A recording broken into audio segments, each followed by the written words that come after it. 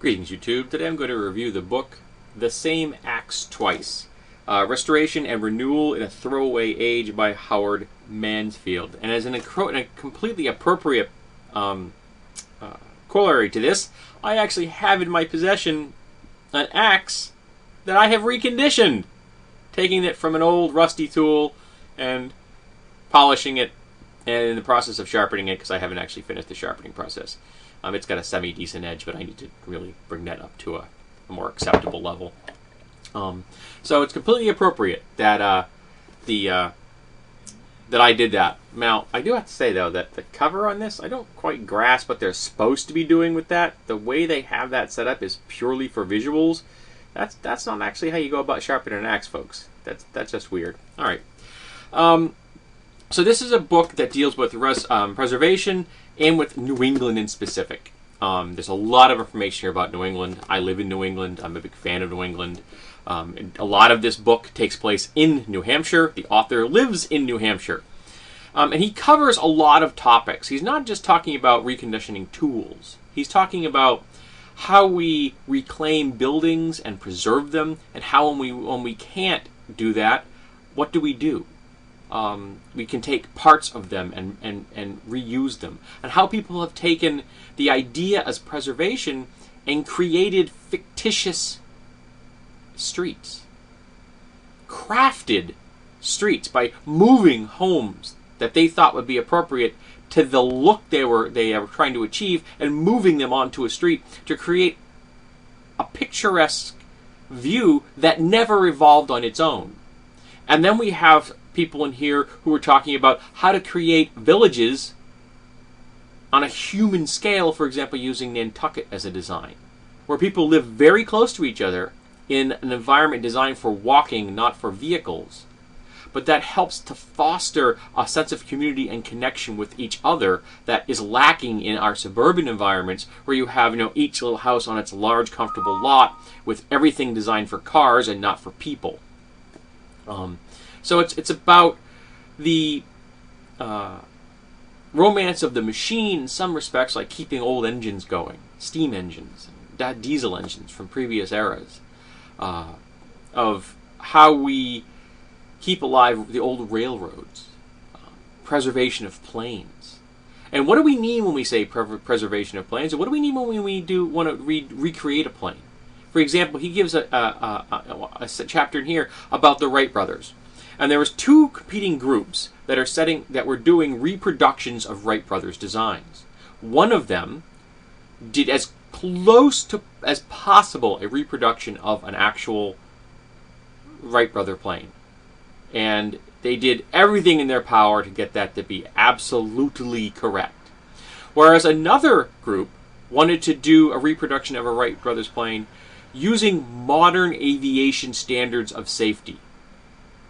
So you ended up with a plane that kind of looked like a Wright brothers design, but through the lens of 20th century aviation safety requirements. And both groups saying that the others are cheating, that they're not following what they're supposed to be. They're not producing a plane that's safe, or a plane that is adhering to the spirit of what the Wright brothers did. So that was interesting. Now, he does immerse himself in a number of topics. For example, he joins the 6th Regiment Civil War Reenactment Group here in New Hampshire. Each member of this unit picks a particular person from history and recreates them. And they go to events and they play their role in the battles.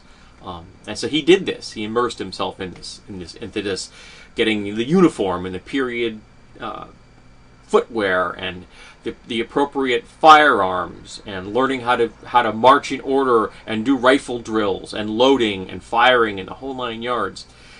So he completely threw himself into this role. And as I move my way through the book, I noticed that a number of the people that the author involved himself with were doing the golden era mythology. That the past was better than the present. It was more authentic. They were more genuine people. They were a better class of human being. bull. I've covered that here on my channel before, and, go look up the myth of my thoughts on the golden era. That's not true. The people of the past were no better or worse than the people of the present. The people of the present are no better or worse than the people of the future. We are capable of just as much greatness and just as much horror. And whenever people say things like, there was a golden era, the caveat is, for who? Maybe for your particular social slice of life, but I can guarantee you it wasn't a golden era for a whole lot of other people. Just like today is a golden era for some people.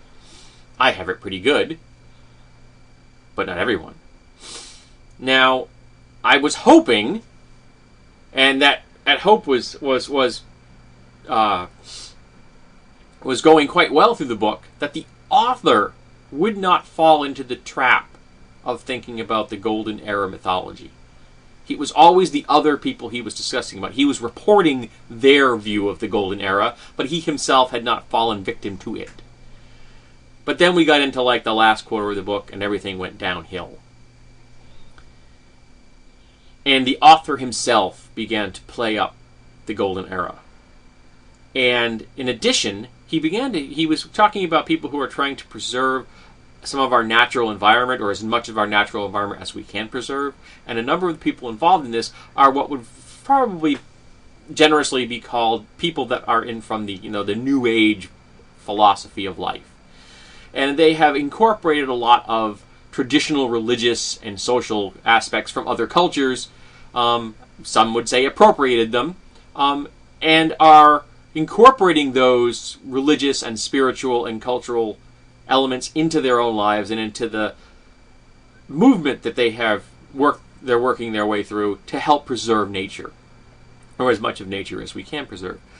Because of this, they conduct group events and they have ceremonies and things, again attempting to help the modern Western person to connect with nature in a way that we are not connected for the most part, because we live in artificial boxes and we drive around in metal boxes and we go to other brick and mortar boxes, and we don't have a connection to the natural world. So through ritual and spiritual connections and religious experiences, they're trying to make that connection. Now, the author is an atheist. The author doesn't feel these kinds of connections. The author belittled these people for what they're doing and what they're trying to do in the way they're doing it. He didn't belittle the fat white guys dressing up in costumes and pointing firearms at each other and going, pew, pew, pew, because he was one of them. Yeah, I'm not saying he's a fat guy, I have no idea. But a lot of the people that do that are fat white boys, even though the people in the actual Civil War were not. Fat white boys, at least. White boys, but not necessarily fat.